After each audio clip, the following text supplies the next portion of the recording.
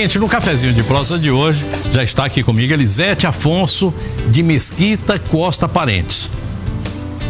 Com esse nome todo, você pensa assim, veio de Portugal. Portugal que tem essa coisa de colocar esse nome todo, nada. Ela é daqui, é gente da terra. Diretora-geral do Tribunal Regional Eleitoral de Rondônia, o TRE. Aliás, por falar em TRE, o TSE hoje já mudou lá, já foram escolhidos o presidente e o vice-presidente do TSE. Daqui a pouco a gente fala a respeito do assunto. E esse ano é um ano eleitoral. E em ano eleitoral a gente tem regras que às vezes são mudadas, adaptadas. E esse ano nós vamos ter uma série de regras que vão mudar bastante.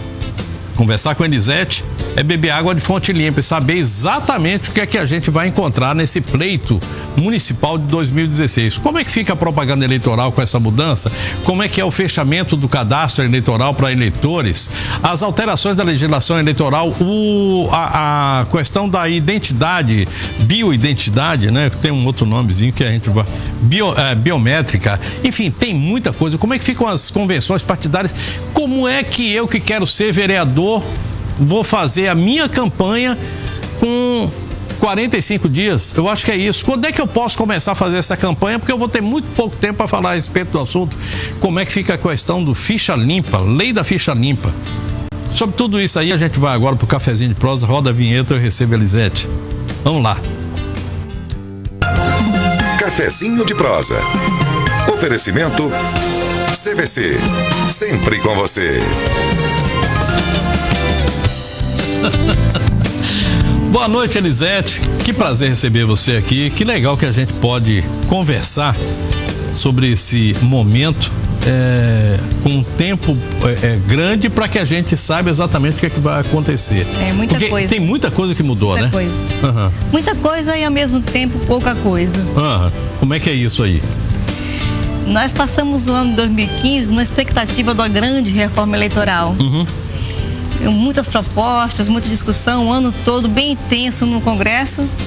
E ao final não foi tanto assim como a gente esperava. Foram algumas mudanças significativas, mas que não teve o impacto que a gente esperava que acontecesse, né? Ô, Elisete, eu sei que você é técnica, né? Então, a visão política, ela termina caindo para dentro daquilo que você precisa fazer.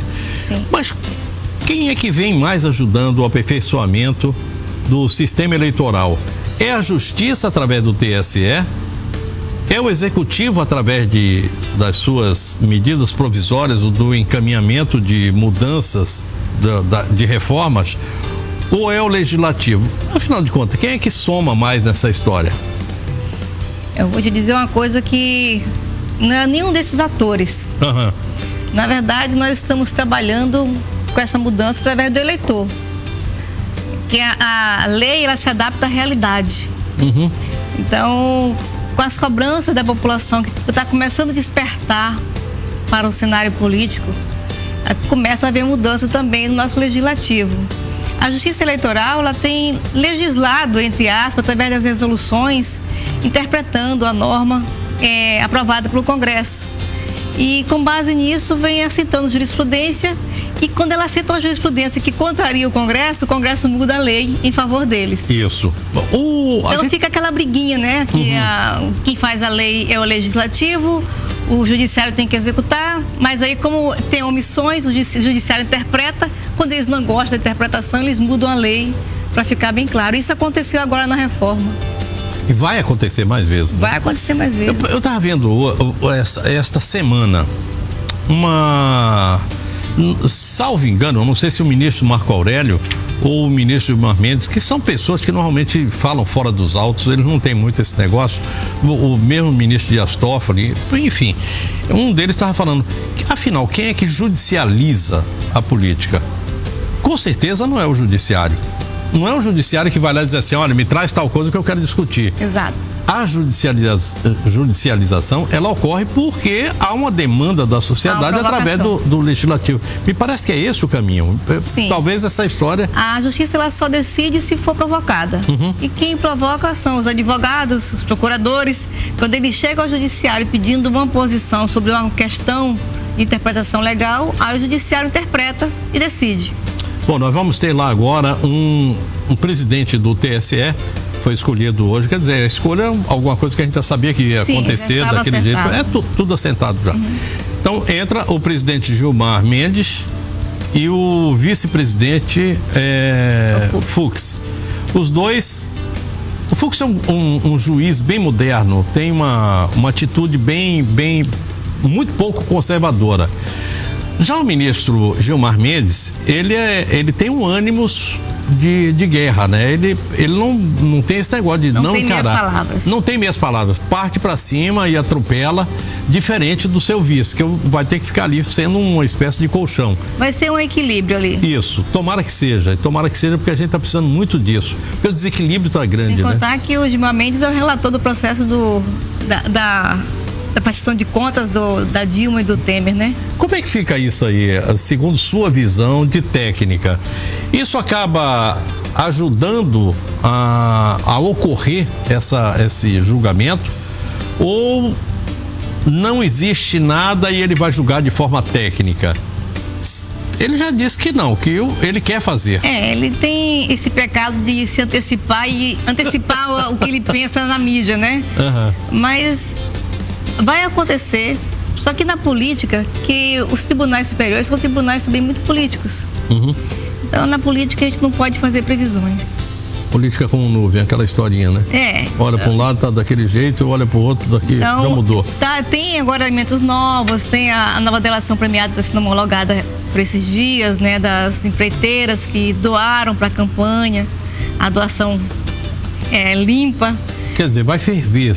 Então vai aparecer muito elemento novo que o processo deve estar andando. Ele já está fazendo esse sentido, né? Agora vamos aguardar quando que isso vai acontecer. Se vai ser antes da eleição ou depois da eleição. Antes que a gente entre na pauta municipal, que é o que eu gostaria muito de conversar com você aqui, eu queria lhe perguntar o seguinte. Nós temos aí um processo de impeachment, pelo menos um processo de impeachment. Temos dois processos de impeachment agora, porque tem também o processo de impeachment do Temer, Cunha, que acaba de ser, do Temer, do Cunha. Enfim, tem muita coisa que está ocorrendo aí. A possibilidade de alguém ser retirado ou de muitos serem retirados é real. A possibilidade da Lava Jato contribuir para que muitos políticos saiam dos seus cargos também é real. Coisa que não deve ocorrer da noite para o dia, lógico. Sim. A gente viu hoje aí a questão da Operação Dominó, que depois de quantos anos? Eu acho que 10 anos, quase 10 anos. 2006. 2006, quase 10 anos depois, está dando resultados agora. E entregando o pessoal, prendendo pessoas. Então, essa coisa que não vai acontecer da noite para o dia. Sim. Mas isso pode alterar o calendário eleitoral, ou o calendário eleitoral não tem nada a ver com isso aqui, e ele vai continuar nessa linha até que os prefeitos sejam eleitos, sem que haja interferência desse lado, desse julgamento. Se eu também não acredito muito que vai acontecer, segundo a proposta do Halper e do nosso presidente do Senado lá, houver uma convocação para uma eleição geral, o calendário eleitoral ele é fixo. Então, tem que haver um tempo hábil. Nós temos até 12 de setembro para oficializar as mídias da eleição. Então, até lá, se acontecer alguma coisa de convocar novas eleições, nós estamos prontos para atender. A Justiça Eleitoral faz. A possibilidade de convocação de nova eleição é praticamente zero, né? É só papo. Difícil. É mais conversa do que outra coisa. Acredito papo, sim. Conversa de político. Acho que não tem muita coisa a ver, não. Bom, mas a ideia está aí, né? No ar, tudo pode acontecer. É verdade, a ideia está aí, da mesma forma que tem a ideia da renúncia, a ideia do impeachment, a ideia da cassação dos dois, da chapa pelo TSE, que eu acho muito mais provável do que qualquer outra coisa. Acho mais provável. Segundo a legislação, se houver uma cassação de mandato, a Justiça Eleitoral tem 90 dias para fazer a nova eleição. Então, se acontecer isso até o dia 2 de julho, pode ser que a gente faça. Eu estava escrevendo sobre esse assunto, Elisete. É engraçado porque a gente fica pensando nas possibilidades todas. Mas hoje, a possibilidade maior é de cassação Ontem não era, mas hoje já é. Em função da delação premiada lá de uma empresa dessa, eu acho que a Queiroz Galvão, se eu não me engano, Andrade Gutierrez. Então, essa possibilidade já ficou muito, muito maior do que a outra. Em acontecendo isso, a Justiça Eleitoral e a própria Justiça, o Poder Judiciário, vai ter que dar uma acelerada no processo do Cunha e também do Renan. Porque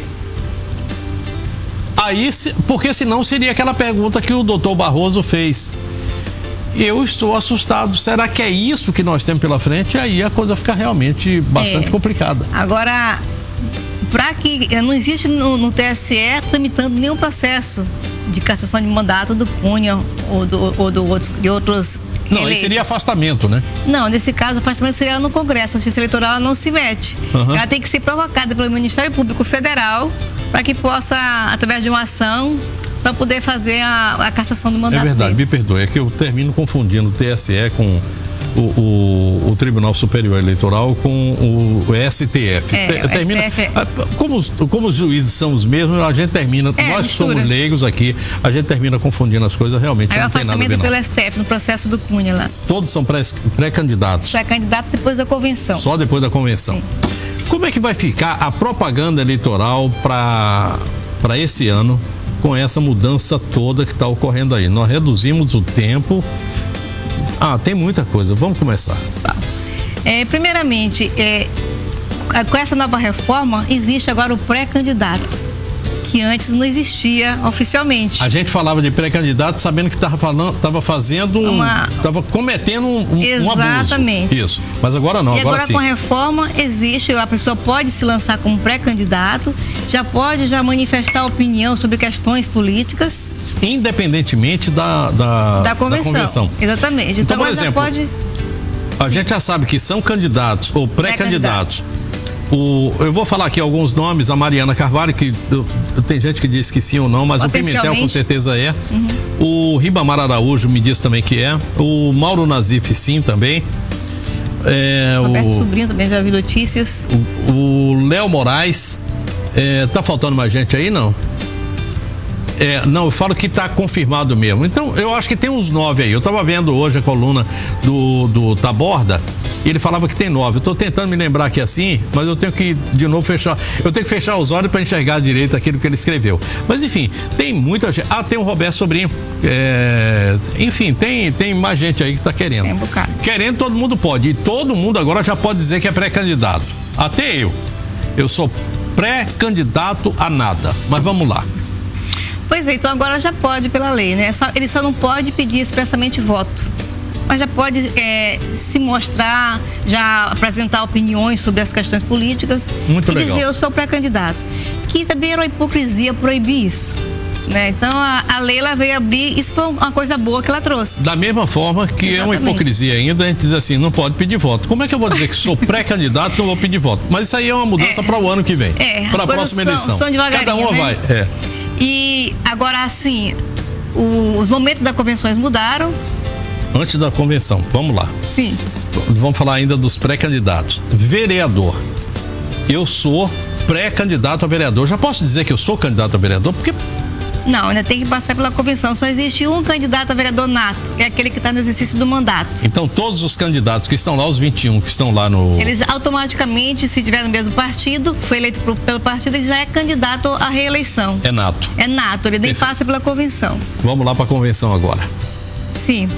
Então, o prazo de convenção também mudou. Agora, antes era de 10 a 30 de junho e agora é de 20 de julho a 15 de agosto. Empurrou um tempinho aí para frente. E com isso diminui também o tempo, aí vem o tempo de propaganda eleitoral, que era de 90 dias, passa a ser de 45 dias. Que coisa de doido, mas vamos lá que a gente vai falar a respeito disso ainda. Elisete, como é que fica a questão das atas? Porque normalmente o pessoal fazia uma convenção e aí tinha não sei quantos dias para registrar a ata. Como é que fica essa questão da ata? Ela vai ter prazo ainda para ser apresentada ou ela já fica valendo depois, ou ela é obrigatória e fica valendo obrigatoriamente para depois logo depois daquela convenção? A convenção é regra interna do partido. Isso. Né? O que precisa, para a Justiça Eleitoral, o que precisa de imediato é o requerimento de registro de candidatura dos candidatos aprovados em convenção. Isso tem que ser feito quanto tempo? Até o dia 15 de agosto. Tá, então eu posso fazer a minha convenção no dia 10 de agosto, eu tenho mais 5 dias para fechar a bendita Exatamente. da Agora, nominata. em regra, historicamente, eles fazem convenção tudo no último dia, né? Do prazo. É impressionante. Aí fica aquela correria, muda a ata e altera a ata, troca candidato. Mas e acaba sempre sobrando um candidato que depois vai lá pedir o registro individualmente. Mas eu só vou ter só tem até aquela data, dia 15 a data acabou a limite história. é dia 15. repassando, dia 15 de agosto é a data limite para encerramento das convenções e pedido de registro junto. E a feitura da ata. Isso. Acabou. É o último dia para entrar com pedido de registro. Então, o que eu faço se por acaso eu estava lá na minha fazenda e esqueci do dia da convenção, e aí me lembrei, eu chego aqui e disse, eu quero, e o pessoal disse, não, então você pode. Como é que eu faço? Abre a ata? Em tese não é para acontecer isso, não é para acontecer. Não é para acontecer. É crime se abrir a ata. Depende das regras do partido. E se não houver ainda feito o registro da candidatura e houver uma regra interna, porque essas regras internas corporais, a Justiça Eleitoral não se mete. Não se mete. Qualquer questão... Que, aliás, é a melhor coisa que faz. Qualquer questão em relação ao partido é na Justiça Comum. Porque é uma sociedade civil, né, privada. Então, qualquer questão, disputas internas e questionamentos é na Justiça Comum. As regras internas, não é na Justiça Eleitoral. Bom, o que é que vai acontecer de alteração na legislação eleitoral para a eleição de 2016? Mas antes eu queria lhe perguntar o seguinte: aquela questão das candidaturas proporcionais, coligação para candidaturas proporcionais, como é que fica? Porque nós teremos aí os proporcionais vereadores e a gente não sabe para que lado vai essa história ainda. Ou já sabe, já está definido? Não, a questão é a seguinte, na convenção tem que definir quais são as coligações que vão ser... Coligação está valendo, então? Está valendo coligação. Agora, as regras mudou um pouquinho em relação à quantidade de candidatos por partido ou coligação. Mas aqui em Rondônia, só Porto Velho, que tem segundo turno, tem mais de 100 mil eleitores, até Ji-Paraná. Você se lembra, não? O quê? Eleitores aqui de Porto Velho? Não, aqui chega a 304 mil eleitores. 304 mil. Uhum. Agora, é a única cidade do estado que tem segundo turno, porque os demais todos têm menos de 200 mil eleitores. E para aqueles municípios que têm menos de até 100 mil eleitores, a lei permite que nas coligações tenha 200% de candidatos somando na proporcional. Perfeito. E quando for partido isolado, é 150% das vagas. Perfeito. E na capital aqui é 150% das vagas. Quer dizer, não vai alterar muito daquilo que a gente tinha. Não. Bom, ainda com relação a essa questão das das coligações, a coligação vai funcionar como sempre, como sendo um novo partido que foi... Novo partido, entre aspas. Um novo partido que foi criado a partir da junção de alguns tantos. Aí vai ficar aquela coligação. Bom dia, Porto Velho, boa noite, Porto Velho, aquelas coisas assim horríveis que o pessoal inventa. Sim. Aí uns nomezinhos, cá pra nós, com a falta de inteligência que não tem mais tamanho. Na penúltima reforma que teve, a coligação passa a subsistir após a eleição, enquanto tiver candidatos eleitos pela coligação para efeitos de suplentes, né? Para efeito de suplência, ela vale. E somente ali. E foi na penúltima reforma que fizeram, já houve a inserção dessa regra, né? Que antes não. Antes ela acabava com a eleição. Se eu quiser me candidatar a vereador ou prefeito sem estar afiliado a partido, continuo impedido. Eu não posso. Não. Só existe candidatura através do partido político. Tem que estar afiliado. Que pena. Agora vem cá, a outra coisa aqui. Sobre as coligações. Eu faço a coligação do meu partido, que é o PL, Partido do Léo. E você vai ter o PE, que é o Partido da Elisete. Nós vamos nos coligar. O PE e o PL têm convenções em separada. E depois a gente se junta, ou a gente vai ter que fazer uma outra convenção do PEL. Não, pode fazer juntas. Uhum. Ou podem fazer separado, já definindo qual é a quantidade de vagas para cada um, né? Muito legal. 15 de agosto é a data. A partir daí a gente tem a propaganda eleitoral gratuita. Como é que vai ficar a propaganda eleitoral gratuita para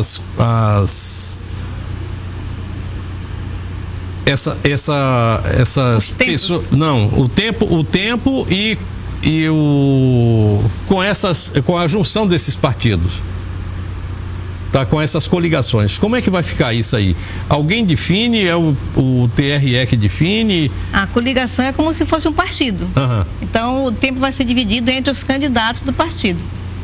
Da coligação. É um partido virtual, né, temporário. Isso. Ali. Obedecendo a mesma regra que existia anteriormente. Sim. Aqueles segundos de não sei o quê. Somando a quantidade de parlamentares da coligação, né, tem o tempo definido. Nós vamos ter um problema seríssimo, que é o seguinte.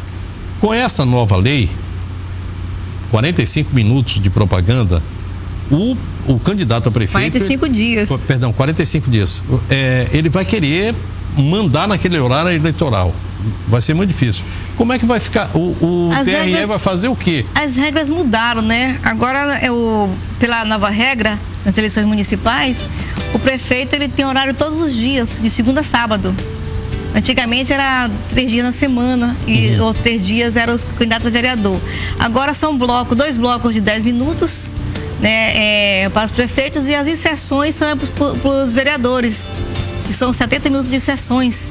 Então, distribuído durante o dia nas emissoras. Vocês vão fazer uma reunião, plano de mídia, plano de mídia, tudo isso? Está tudo no calendário eleitoral. Logo depois do registro de candidatura, tem o prazo para poder fazer a reunião com todos os partidos e definir o tempo e a sequência Continua sendo proibido o showmício, o gospelmício agora também, porque tem o tal do gospelmício, já tá não? Acho que já também. Não está expresso não. Não está expresso não, mas vai ser... É um showmício de qualquer forma. É um showmício. Então a gente vai ter isso aí. Convenção, a gente está mais ou menos arrumado, mas tem aquela coisa, cotas. A gente tem cotas de mulheres, porque não é cota de mulheres, é cota de gênero, né? Eu vou aproveitar para colocar uma pitadinha nessa história. Se é cota de gênero, como é que fica o homossexual, o transexual, enfim, como é que fica essa linha, essa minoria? Cota para negro, como é que fica na eleição? Não, só tem pra cota de gênero, não de raça, né? Uhum. E agora os partidos políticos têm essas políticas, né, de cotas. Agora, obrigatoriamente pela lei, tem a cota de gênero e é masculino e feminino. Não criaram um terceiro gênero. Ainda não? Ainda não, graças a Deus. Mas é necessário. Agora, vem cá, como é que fica? Porque vamos lá. O transexual, ele tem nome feminino, corpo masculino, mais ou menos. Não, o transexual já mudou de sexo, então ele passa a ser do outro sexo. Não, vamos lá. Se ele é travesti, ele tem o direito de usar o nome feminino, apesar de ter o nome de guerra. Mas é da cota masculina ainda. É da cota masculina, ele fica lá na cota masculina. Tá perfeito. Agora, se houver algum acordo, que é meio forçado, mas tudo é possível, né? Se ele já tiver feito a mudança de nome oficialmente. Se fez a mudança de nome, ainda que tenha a genitália masculina. Né? Altera o registro de nascimento, a identidade é que se define o coisa para definir na justiça, né? Vai ter que ser lá com um advogado para pedir essa informação. Muito interessante. Definir. Agora, o importante da cota é que o entendimento já do TSE é obrigatório ter 30% de candidatas mulheres ou homens, mas tem que ter os 30%. E não é da quantidade do limite dos 150%, mas sim da quantidade de candidatos que o partido ou coligação lança. Se vai lançar 20 candidatos, 30% tem que ser de gênero diferente. Que doido que é isso, sabe por que eu fico imaginando aqui? Se por acaso tiver mais, eles tiram do outro para poder botar a equivalência. Sabe por que eu fico imaginando? O Partido da Mulher, que aliás eu acho que não tem uma mulher, se eu não me engano, pelo menos, não, tem mulher, mas não tem mulher representando lá no Congresso. Que doido que é isso, né? Como é que ele vai ficar esse partido? Se é da mulher, como é que ele vai obedecer essa cota? A cota seria invertida? Olha só que doido que é isso, né? É isso mesmo. É isso mesmo? Exatamente. Invertidas. É claro que essa cota foi colocada para poder estimular a participação da mulher na política, né? Tem um movimento até de juristas, de parlamentares federais com esse trabalho grande de incentivar a participação feminina. Mas vai que a situação muda daqui a algum tempo e as mulheres passam a dominar o cenário político, tem que ter a cota masculina também. Então ficou cota de gêneros. Mas hoje é por conta do incentivo à participação da mulher. Está se estudando já em nível mundial, sul-americano inclusive, não só na candidatura, mas a reserva que alguns países da Europa já têm de vagas mesmo para mulheres, assim como é nos vestibulares, tem a reserva de vaga do deficiente e do negro, também tem que ter reserva de vagas para mulheres nas cadeiras já reservadas. E apenas para gênero? Ainda não temos nada em termos de raça nem de... Não, só gênero. Só gênero por enquanto. Só. Ficha limpa. Como é que está esse momento? já está tudo consolidado na Justiça Eleitoral, né? Então a gente não tem mais dificuldade de trabalhar e analisar os processos dos candidatos ficha limpa e ficha suja. Nós temos os condenados, tem prazo para o TCU apresentar a lista dos candidatos e todos os gestores que foram condenados. O TSE também tem um prazo para a gente poder ser divulgado, no começo de junho, todos os candidatos que estão com irregulares junto à Justiça Eleitoral por multas eleitorais. Então fica mais fácil para o juiz eleitoral deferir ou não um registro de ficha limpa. Lembrando sempre que ficha suja é aquele que foi condenado pelo menos em 1 grau. Primeira segundo instância grau. Não, segundo grau. Segundo grau. Não precisa ter transitado em julgado da condenação, mas já ter sido condenado por um colegiado.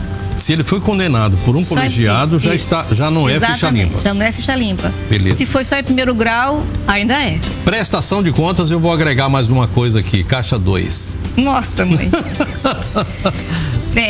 Há discussão muito grande entre o financiamento público e privado das prestações de contas, e aí tendeu agora o nosso Congresso com essa reforma de proibir a doação de pessoa jurídica para os candidatos dessas eleições. Só podem doar para as campanhas pessoas físicas no limite de 10% do seu rendimento auferido no ano anterior. Por exemplo, eu que ganho R$200 mil por mês, só posso... Por mês? Não, por ano. Tá bom, por ano. Então, somente R$20 mil. Quem ganha 200 mil, só. 10%. Isso, pessoa física. Agora, se o candidato, ele pode colocar todo o seu dinheiro se quiser. O candidato não tem limite de repasse. Pode vender a casa, mulher, menino, tudo. Desde que ele declare o limite que ele vai gastar. A Justiça Eleitoral estabelece os limites máximos. Então, ele pode usar todo o orçamento dele, vender os bens dele e tudo mais. Agora, terceiros, só a doação de 10% pessoa física. Caixa o limite. Agora, também as pessoas jurídicas não podem doar para as campanhas eleitorais.